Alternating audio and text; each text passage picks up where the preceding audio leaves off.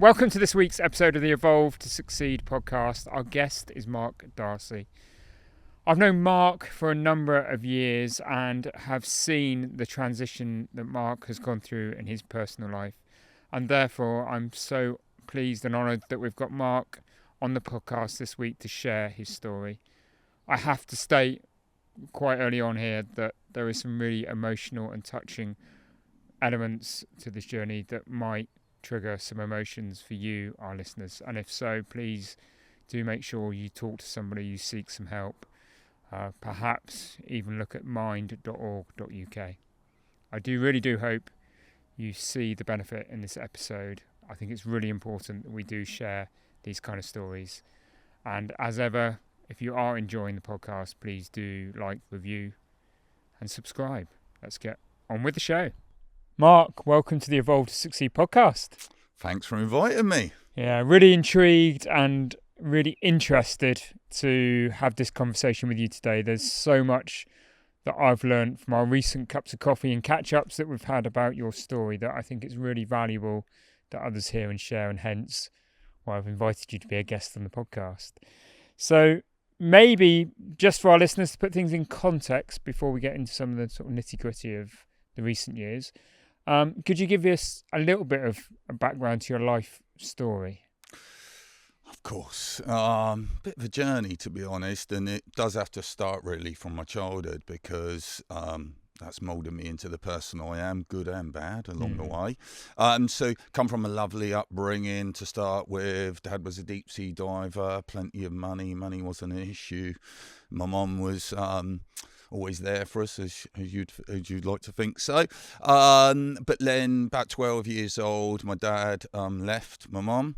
Mum didn't take that very well, unfortunately, and she became an unfunctional alcoholic. So really tough. 12 years old, not knowing what's going on. Right, life's just turned upside down. Literally turned upside down, and it took years and years to even deal with that emotionally. And that's what I mean, this is a big part of my story because the first couple of years didn't know what was happening, just seen my mum like this, come home every night, and she'd promise to change as alcoholics do, and then the next day she wouldn't.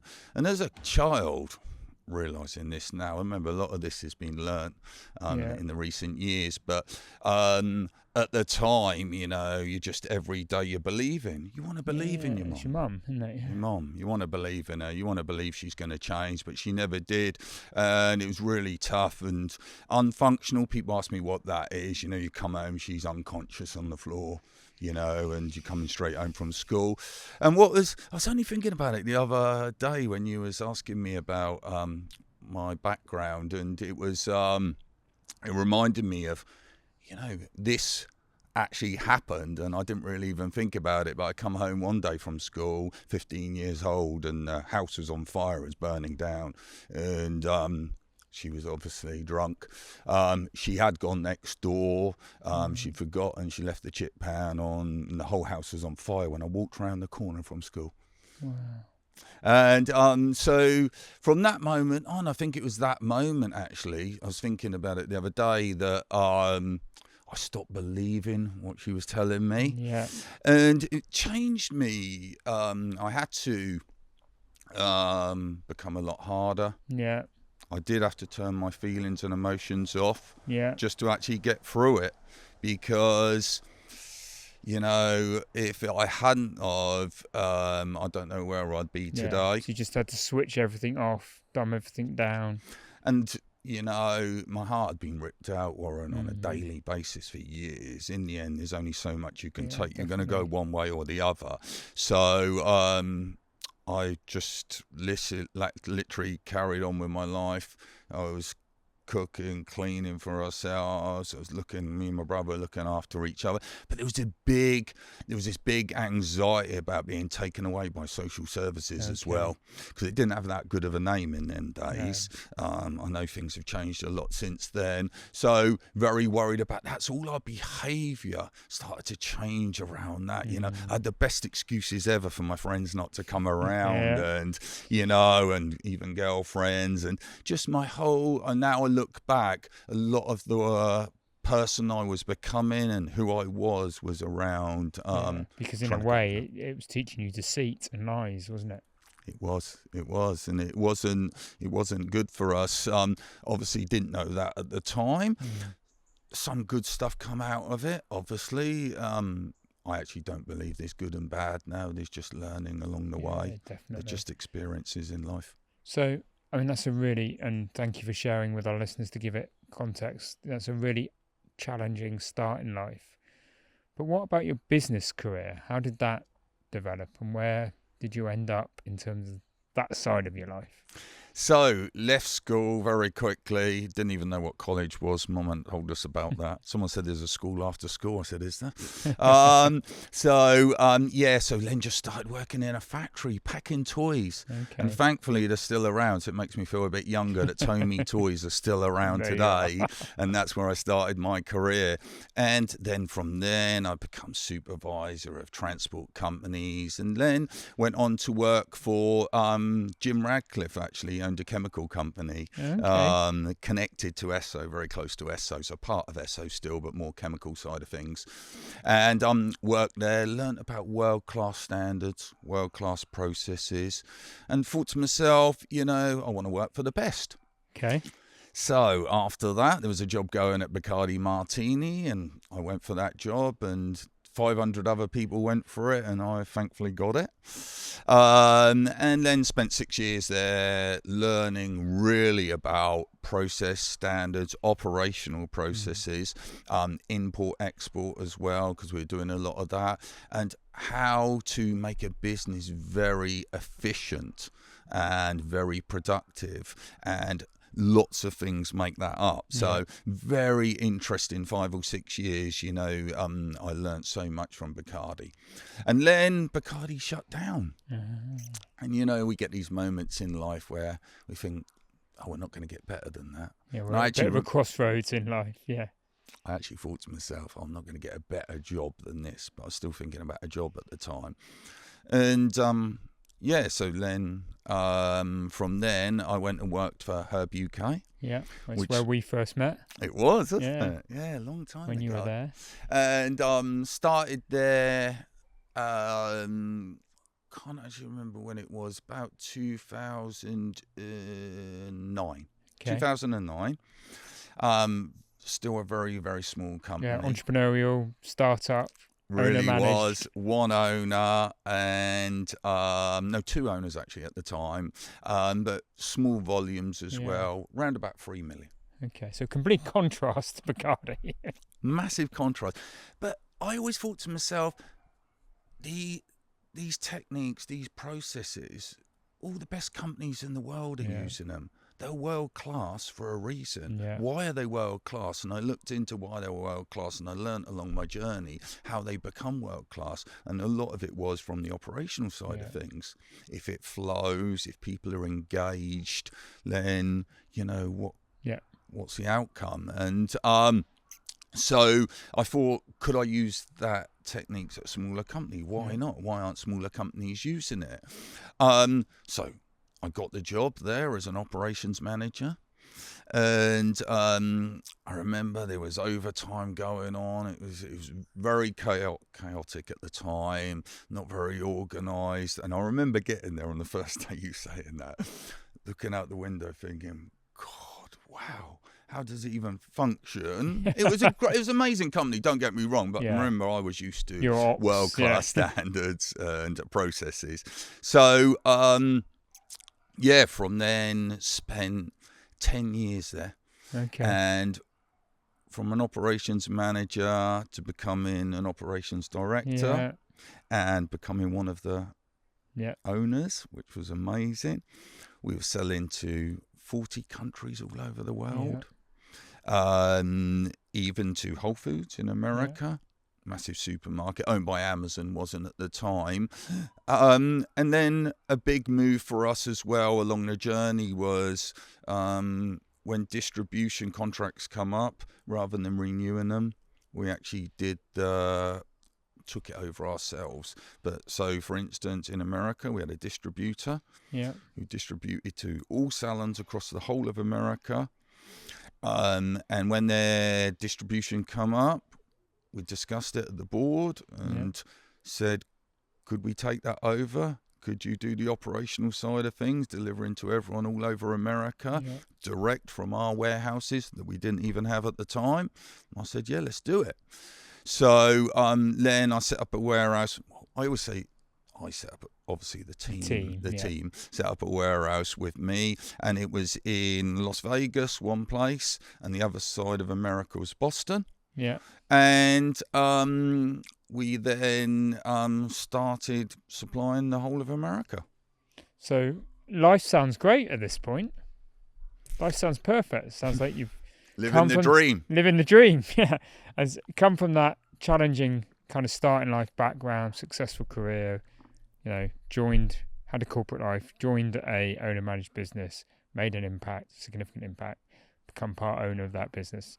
That's most people's definition, Mark, of success. So what was the Mark that I haven't, what words would you describe Mark Darcy in life at that point in time, in that sort of 2019 sort of age, 10 years in to that journey? I would say, in hindsight, from 2018, the year before, to put it into context, I was also a highly competitive triathlete as well. Okay. So just to put it in context, because it used up a lot of my time training twice a day. I was sponsored by Oakley sunglasses, and not because I was good, just because they like me. Well, it's not because you look good. Exactly. So it's Oakley and Cliff Bar and a few people like that as well, which was cool. And I think I started realising that I'd been pushing myself too far, because I started struggling, to be honest, to even get out of bed. Started feeling very low. Started asking myself all the time, Warren, what's happiness? Yeah. Is this all life's got for me? Okay. I was always told if I had 2 kids, a lovely detached house and a car, I'd be happy. Society had said that. Well, I've got all that on steroids. Yeah. And had everything that I thought I ever wanted, but I really wasn't happy. And then I started becoming very emotional as well. Okay. Even to the point of waking up and just crying to myself. And at this time, I didn't know what was happening to me. Being from a competitive triathlete, I was just like, I'll snap out of it. Yeah, that kind of alpha male type attitude. Ignore all of that. I'm going to snap out of it. I'll be fine. I'll be fine. You're headstrong, Mark. You're fine. Keep going. Don't worry, And it didn't get better. It really didn't. And I was really struggling to just, enjoy life and be happy, and kept trying to carry on as normal. And slowly but surely it just crept up on me, to the point when I realised, when I went to the doctors and I spoke to a few other medical associations, that I was having a breakdown and I was struggling with my own mental health. Right. It got to that point. It had got to that point. And was there one moment, one kind of epiphany moment, a moment of realisation that... I think, realisation that I was struggling, or realisation... Or was it something that just built over time? It really did, Warren. It just built and built and built, to the point that, like I've said to you, I couldn't even get out of bed. wasn't because I was tired. It was because I was so overwhelmed. I was so emotional. I didn't know what was actually happening to me. And that was the point when obviously I was letting people down at work. I wasn't going in the person that I should be. I'd be going in later on in the day. I was trying still to carry on, but at the consequence of my family and your own health, my own health, and the company as well. Yeah. And that moment where you've gone to the doctors, you realise now something needs to be done. How did that then change your sort of beliefs and values? Or was there a switch, or was there a moment in time? How did you? Because a lot of people listening to this may well empathise with you and be in that dark place. So I think it's really important that we discuss that period of transition, I suppose. Yeah, it's. I'd love to say there was this moment. There was a few moments which I'll come on to, but for starters, I had to accept what I was dealing with, and I had to understand it. And the best thing that I did was go out and seek some support and speak to others. I remember a great moment when I went to a men's group, just a man's group with Solent Mind, and I started talking to other men in an open forum.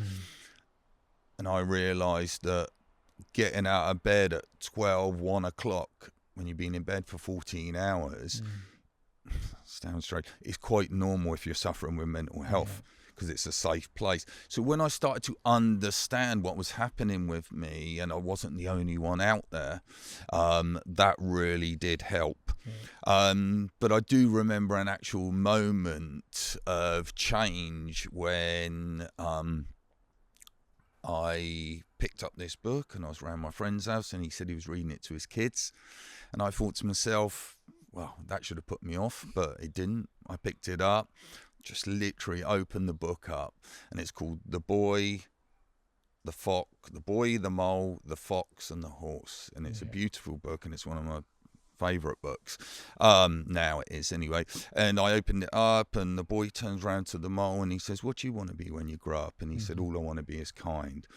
And I just remember this overwhelming feeling, sense of, that's what I've always wanted. That's all I want to be, kind.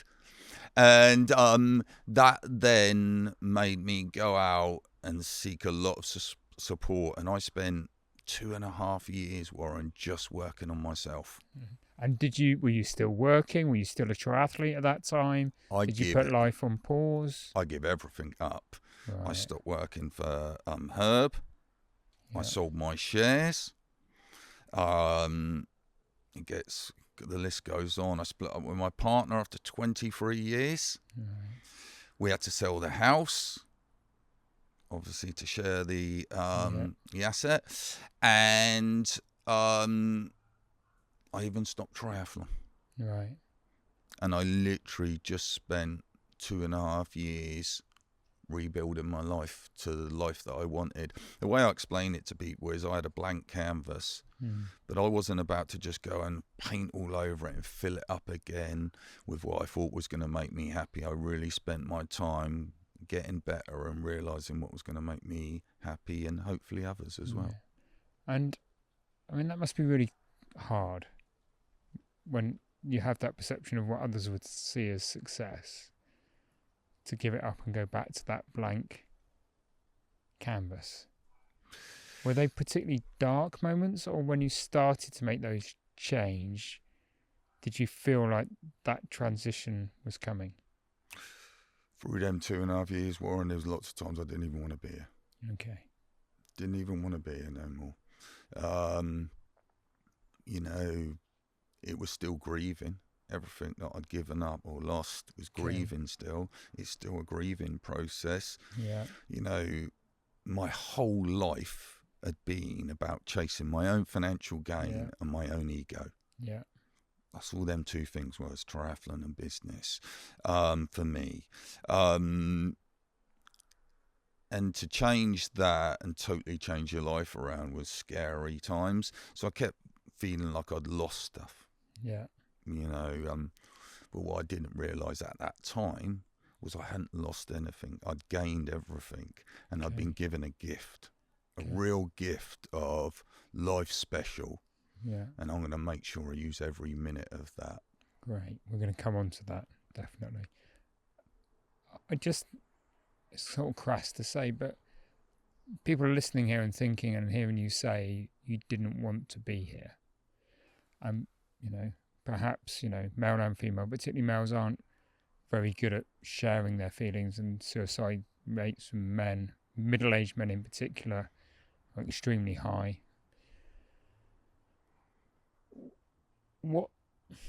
This is why I say it's a crass question, but I'm going to ask it, Mark. What stopped you following through on that action, and what advice would you give to somebody that maybe be listening to this that feels that low? What advice would I give, and what stopped me doing it? What stopped me actually doing it was thinking about my son. Okay. And how he would cope with it. At that point, crying my eyes out. So I think I was gripping on to, I didn't care about myself anymore, Warren. You'd given up sort of that hope on you. I literally had, but I cared about my son. Because remember, I didn't see this amazing, beautiful life I have now. Yeah. All I seen was the darkness. Yeah. And when you wake up every morning for months and months and all you start doing is cry, and it's tough, it wears you down. Some of the adventures I've done in my life are quite extreme. People say, how do you do them? And I'm like, that's nothing to what I went through with my mental health. Nothing, not a touch on it. So I think it was definitely my son, and there was a little tiny mini bit of hope. A little bit of light. That tiny, tiny bit of light, which I say to people, grab onto. And what advice do I give to people that I work with mental health and talk to about mental health is be very careful. You're going to make a permanent decision on temporary thoughts. And them temporary thoughts might not be here tomorrow. Yeah. And life is special, and it might not feel it now, but one day it may. And there's no coming back from that. Yeah. And that's the advice I give to people. Perfect. Thank you, Mark. I know that's a difficult question to answer, and your honest sharing will help others. Thank you. I hope so. But you did make the transition. Let's focus on the upside. We'll start to think about where you are now. And how, we talk about having that blank piece of paper and you making that transition. At what point did you start to fill that piece of paper with the positive things? So I told you the story about the book. Yeah. And I just had this overwhelming feeling, Warren, that I just wanted to help people. Yeah. I wanted to help people with their well-being, with their health. And I wanted to just give back to people and community. Yeah. So I really just wanted to help people. Okay. And I remember it's another moment where I bumped into this lady, and I'd known her from a while ago, and she actually said to me, "How are you?" I wasn't good. I said, "I'm trying to find new purpose." And she said, "I can see that." And she said to me, "Have you heard of people doing walks in the New Forest?" I was like, "No."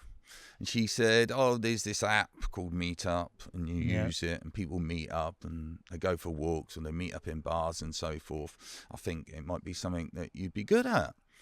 So I went onto this app. I found a walking group that did walks in the New Forest. Started connecting with them and learning from that. And then I set up my own group called the New Forest Wellbeing Group. And it's beautiful. It just fills my heart with so much joy. It's just helped so many people. It's got nearly 1,000 members in 18 months. I put on events. They fill up within like an hour. 30 people. I have like 40 on the waiting list, and that's nothing to do with me whatsoever.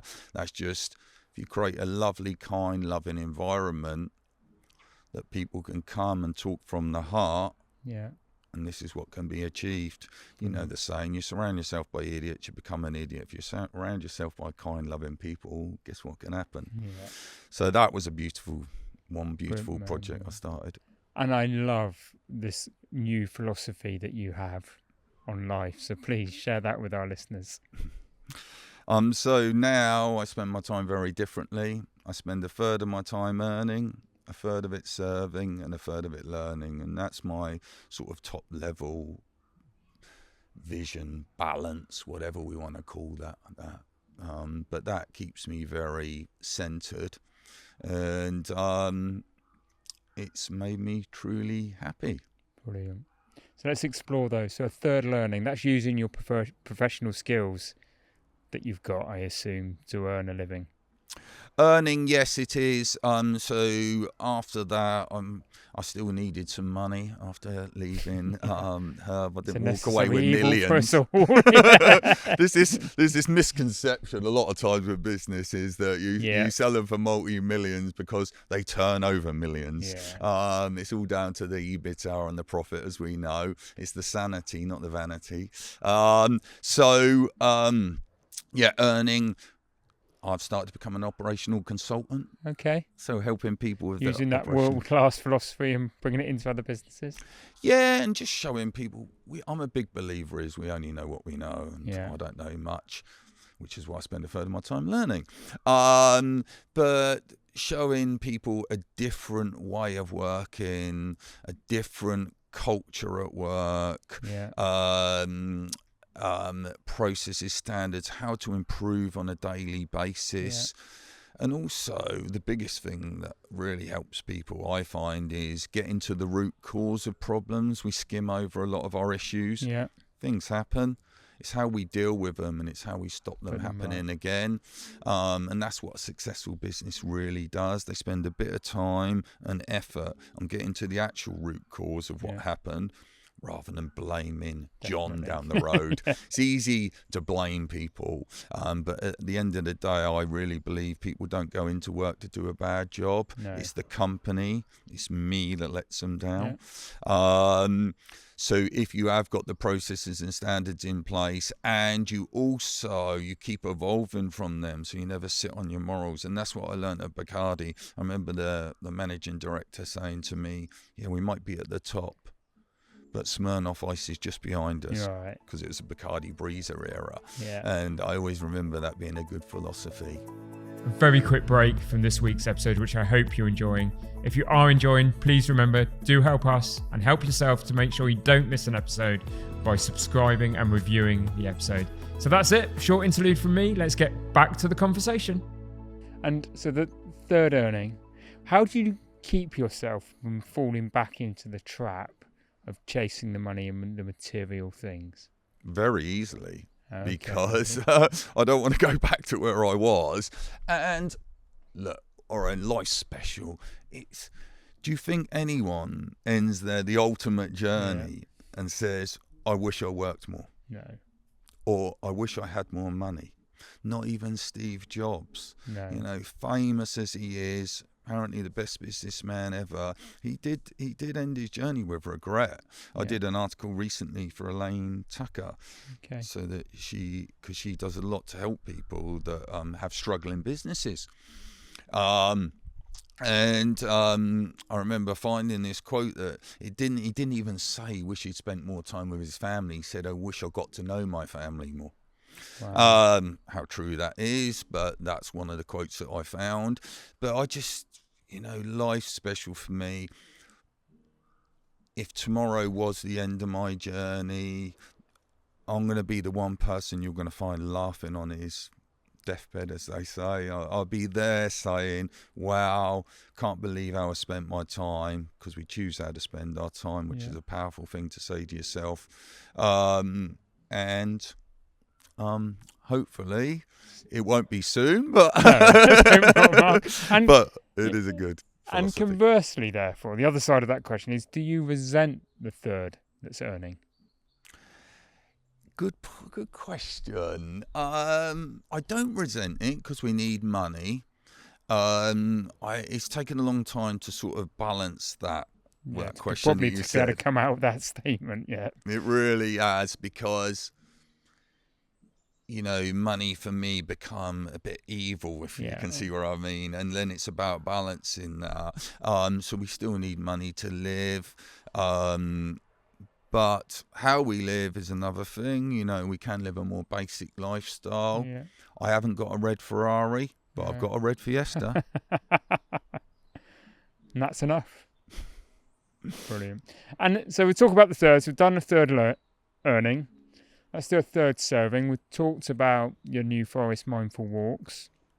And we'll make sure at the end we give you the opportunity to give some connection and contact details for that. But what else do you do in that third?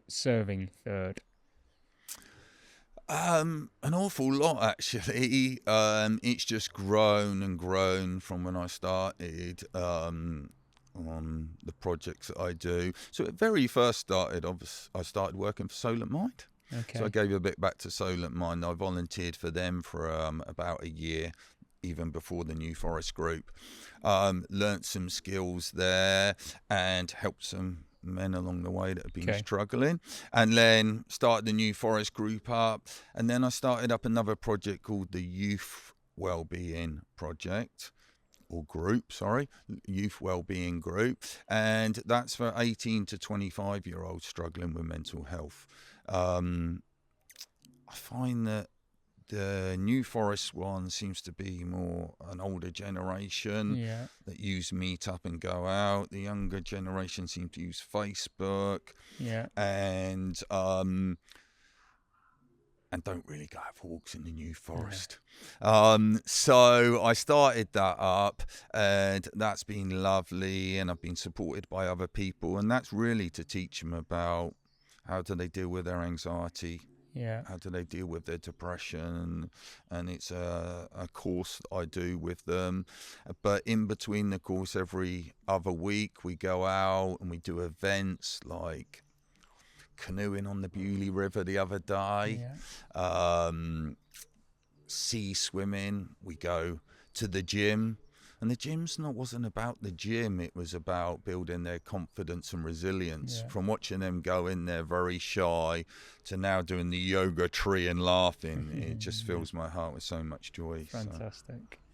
And I suppose this now comes on to the third learning. I mean, to be doing those things, we all should be out there asking our friends, are you okay? And are you really okay?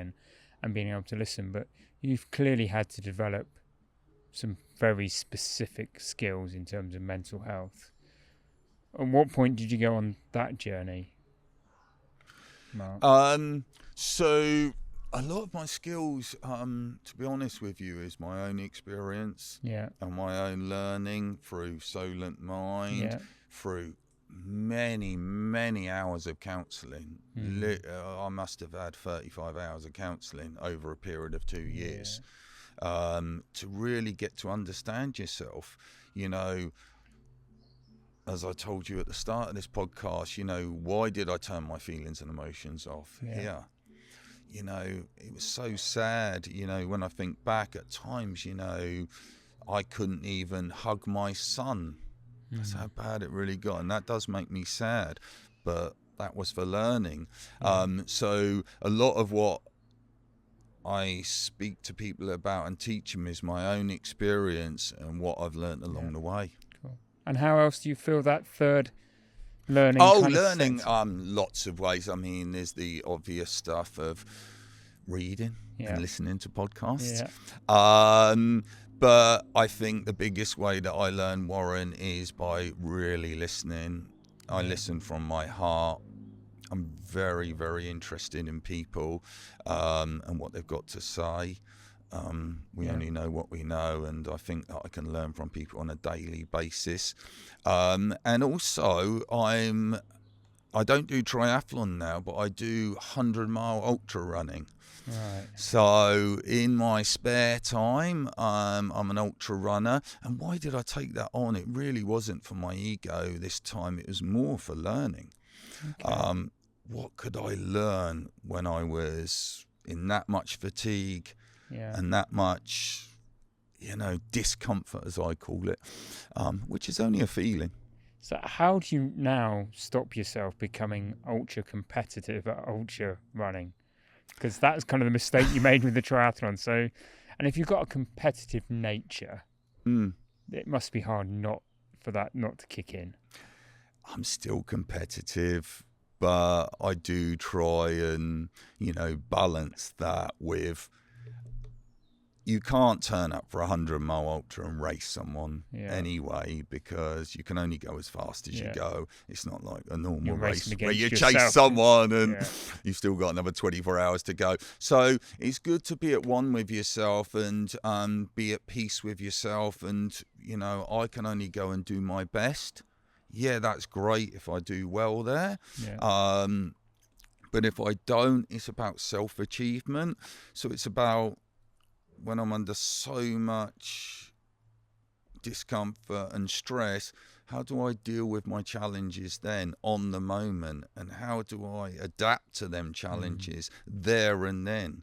Because all you've got is yourself. You're out in the middle of the wilderness and you're trying to get round, and you have to make quick decisions and change plans. And as we know, life never goes the way you expect it. So things have to change along the way. And that has taught me an awful lot. Yeah. It really has. And I think I've once heard you describe your transition that you've gone through is that you've had a midlife realisation. I love that, rather than a midlife crisis. Yeah, I think it's a good thing that people say to me midlife crisis or midlife this. And to me, it was a midlife realisation of what's really important. Yeah. I thought some things were important to me, but maybe they wasn't. And as I said to you earlier, there's this sort of unwritten rule that when you've got a good job or you run your own company, you've got a nice house, a couple of kids, nice car, you're going to be happy. And I really believe that's where this midlife crisis comes from. Yeah. That you get to this point in your life and you're like, right, I've got all this, now I can be happy. Oh, I'm not happy. Yeah. And that's when I think it kicks in. That fuels that. And so, yeah, that's why I call it a midlife realisation. Midlife realisation, I love that. And do you ever look back and think what life would have been like if you'd have just continued on that journey? Yeah, look, I was already looking to retire soon, I wouldn't have had to worry about stuff as much, money side of things, but no, I really do. I honestly look back at it now, not for the first few years, you got to remember, the first few years I was like, what have I done? I've wrecked this, I've lost that, I've done this. It's about changing the way that we look at things and the way that we actually think about things. But no, I really truly believe it. It's from the heart, Warren. I promise you, it was a gift. People say to me they've been through stuff, and when the timing's right, I say I hope that one day you can look back at this as being a gift. You must have been through stuff in your life that you thought was the worst thing that ever happened to you, but when you look back now, maybe it wasn't. Maybe it was meant to be. With a different lens and a different perspective, you see things differently, don't you? We all go through those moments in life where we think it's the be all and end all, and the reality in time shows you that it's not. And it's how you come with the challenges when you are in those dark moments. And I haven't been in those moments anywhere near as dark as you, Mark, but you still need to find some resilience to come through them, don't you? And I think that's the point, people say, you've got resilience, and talking about the old days, like you said, people used to go, you're living the dream. And I used to tell myself, I'm living the dream and I can survive on 5 hours sleep. And big thing I used to always say was, there's no such thing as can't, we just got to solve it. Yeah. There's literally no such thing as failure, I used to say. No such thing as failure. All we've got to do is resolve it. But a lot of it was ego. Yeah. A lot of it was ego. Definitely. And I hope you don't mind me asking, but how's the transition in terms of the relationship with your son? That's a lovely question that I'm glad you've asked me, but it'd probably be hard not to cry about it, but it's lovely now. You know, it's a beautiful thing. My son's trying to find his way in life. He's 23. You know, I'm so proud of him.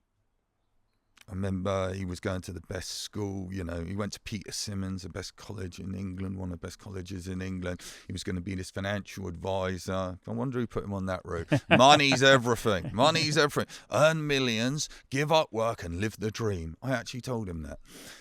I said, 16 hours a day, sleep on the office floor, you'll be fine. You'll be fine. And do you know what? Even as I was going through this, he gave that up and become a gardener. Right. And he was starting to realise before his own dad what life was really about. And now he's we've got a lovely relationship. I hug him. I can tell him I love him. You know. Yeah. It's amazing. It's amazing. And that's what's really important, isn't it? Love and kindness. You would not believe how much love and kindness I've got in my life. Love and kindness is amazing. Clearly now, you know, our listeners can see, our viewers can see, maybe our listeners can't see, but our viewers can, that raw emotion that you're feeling, and there's a strong connection to that emotion. How does it feel to be able to show that emotion, Mark? To be honest, it was cringe to start with. Yeah, I used to hug men, or they would go to hug me, and I'd go side on, they'd go side on, because we're just not used to it, Warren, that's all. But now, look, I speak from the heart. What you're seeing now is from my heart. You know, I didn't think about this before I come in. I'm just talking from the heart. So there will be emotion there. If there isn't, it isn't really from the heart, is it? You know, you're going to be emotional if you're talking about stuff like that. And I'm a big believer, one of my big goals and to show people is, you know, it's okay to be emotional, and it's okay to, you know, talk from the heart. So I've got a brilliant story I always tell people. My friend's a world-class triathlete, world champion, and in the army, you know, covered in tattoos like this, 25 years, never showed much emotion. But he's a really good friend, so he knows the journey, and he actually helped me through my journey. And now he's changed as well, and I see him, we go swimming, and I bump into him, both stood there in like swimming shorts, nothing else, and I look at him and he looks at me, and I go, oh mate, it's so lovely to see you. We're in the middle of the bloody swimming pool, hugging with hardly any clothes on. He turns back with his hands on his hips and goes, you're looking good. I said, you are as well. I said, it's really lovely to see you, and I've missed you. And that's what I'm like all the time now. And I tell people I love them. I'm not going to wait for tomorrow, because tomorrow may never come. And I tell people how I feel. You know, the groups that I do, everyone's hugging. It's just amazing connection. And a lot of the stories that I could tell you would melt your heart, you know, from people coming with autism that have now found something to be part of. And that fills my heart with so much joy. People with anxiety couldn't even come out of the house, they come there. So, you know, that's what success looks like to me now. So people are listening to this, you know, something we talk about at Evolve a lot, and it comes from my own journey, is that thing that success has to be holistic. It has to balance personal business success, financial rewards with having time with those that you love, and doing the things in life that you love to do. But there'll be people listening, watching this episodes that perhaps are in that starting or are in that darker place where they have all the trappings, but perhaps aren't still happy. If somebody's listening to this, what words of advice would you give to them as to the first steps and the things that they should do? Well, it's difficult for every single person, and when you're not used to talking about your feelings and emotions, and sometimes people won't even know what's happening to them. If they start asking themselves, because it's not just a defining. It's not like obviously being sick. You're not one day healthy and then the next day sick. It slowly builds. You're right. And if you start asking yourself, what's happiness? Or I need a new wife and girlfriend. I'm going to go out and buy a sports car. Midlife realisation stuff. Or is this, the big one is, I hear a lot of people say, men and women, is this all there is to life? Yeah. I would start trying to speak to people, understand yourself. The best thing for me was counselling. Very brutal to start with, but it really made me understand myself. A lot of us are just talking to subconscious layer 1, but it's layer 6 that doesn't talk to you, which is making you into the person that you are. And, you know, I always say to people, you know, is it really going to matter in the end? You know, open up. You know, this is, you only get one life. And if we're not waking up, being happy just to be alive and being joyful that we can do stuff and live a lovely life, then maybe it's time to start looking, because I just would hate to think, and the big message I say, I just don't want anyone to end their journey with regret. I want people to, you know, have an amazing life, whatever that is to everyone. So if you're not feeling like that, maybe it's time to have a look at your life. And look, I'm not saying these things can change overnight, but we choose how to spend our time, and it's a powerful thing. And I'm not saying you can change that overnight, but I'm sure you can over a period of time. And seek that professional help. Definitely seek that professional help, whatever that may look like to you. Go into men's or just women's groups, or speaking to Solent Mind, or counselling, or even speaking to a friend about how you truly feel, because it will creep up on you very quickly. And as a lot of the people that I deal with in mental health, if we can catch it at level 1 or 2, rather than getting to level 10, it's a lot easier to get back to level 0. When you're at level 10 and you're right at the bottom of Everest and you've got to climb up, that's when the dark tunnel seems too long and too dark, and we may never get there, and that's when it becomes more serious. Okay, brilliant. Thank you. How do you envision the next phase of your life, Mark? I have amazing, you know, dreams. I still do today, but they're just different. I still want to, you know, live life and enjoy it. So the next thing for me is I do another project. There's lots of ones, but I've just mentioned a few of them. So I do another project where in the city centre of Southampton, I run a wellbeing walk on Wednesday to get people out of businesses, to come for a little walk in the park, just to break that cycle of just being stuck behind a computer, or when they're lunchtime just looking at their phone. So getting that real connection, and I'm a big believer in, we can talk a lot, but I want to show people what well-being is. How do you live in the moment? Oh, we all talk about that, but how do you actually do it? So I talk a little bit about that on the walk as well. And that was being backed by Lorna Faulkner, which is the council leader. So that then started me thinking about, how far could this actually go? And probably the old side of me coming in. There's a little bit of it still there, deep down. And thinking, what can I achieve? What can I achieve? So now I'm looking to start a community and interest company up. Okay. Which is all going to be about well-being, mental health, and health as well. And obviously as people will know what a CIC is. It's not going to make profit. And because I've had some big companies approach me, you know, doing a walk for Pure Gym, some members at Pure Gyms around Southampton. I've had NHS people say, can I do some walks for them, and wellbeing stuff, and other mental health groups. So it just got me thinking that this could be bigger. But there was a big big thing about like charging for it. Yeah. Back to that money that you talked about.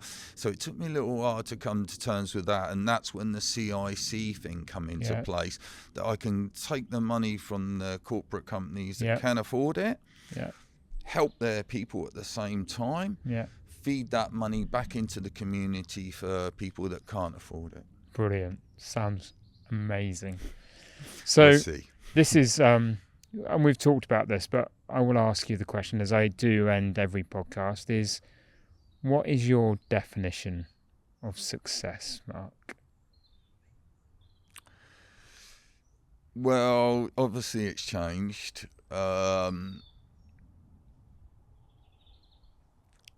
When I started with all these new purposes, I really didn't know what success was, because it was a total new life and new beginning. You'd abandoned that definition of success as far as you saw it. Success was always just about money or winning races. The material things. Materialistic things and my own ego. So it's very, very difficult to understand what success was. And then, as anything, it's going to come at the right time and the right place, I believe. And I was running a group with Solent Mind for young kids, really struggling with mental health, bandage from here to here. Lucky to even be here. And the group had to end, unfortunately. But the good news is I took it over. And that's one of them projects I do now. Yeah. But when it ended, a girl come up to me and she gave me a card, and she said, you believed in me when I didn't believe in myself. If it wasn't for you, I wouldn't even be here. Wow. That's success.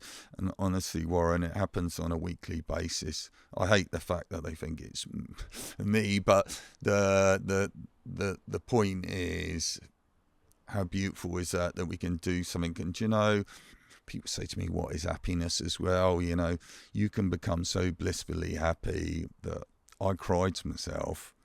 And it's not with happiness, it's not with sadness, it's just with like pure contentment, pure, I feel like I am spending my time in the right places and just enjoying life, really.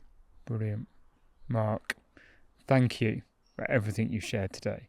If people want to find out more about what you're up to, but in particular maybe need to seek help, have you got some contacts and references that people listening to this podcast can pick up on? Yeah, I've got my own website now with a community section on it. Obviously, the main page is about the business, but there is an actual community section on that. People can contact me on LinkedIn. I actually use LinkedIn now, so they can contact me on that. And look, I'd love, if anyone wants to speak, I can always choose to spend my time speaking to them and hopefully point them in the right direction. And there is, as you've said, there's always professional help. The main thing is go and seek help rather than just sit here and look. I wanted to be totally open and honest with you. It's the most I've been open about it, not honest. I've always been honest about it, but open about it, because hopefully, this is another way of helping people. It will benefit others, I am sure, Mark. Thank you for being an incredible guest on the Evolve to Succeed podcast. Thanks for having me. I don't really know what to say after that conversation, just recording this close immediately after it. Firstly, I've just got to thank Mark for his openness, his honesty, his integrity, and the way he shared his story in such a raw fashion. I do hope there's something in that episode, there is for me. We talk about Evolve holistic success, but we only scratch the surface, and when you listen to Mark's story, there's so much for us all to take away. So I hope you do and have done so. As I said at the very start and the open of this episode, if there is some things that have triggered emotions for you, please do go seek some help. Go to the Mind website and seek that help and support that you may need. For the rest of us, perhaps some time just to reflect on what's important to us and in our lives. Thank you for listening. Thank you for watching, and we'll see you on the next episode.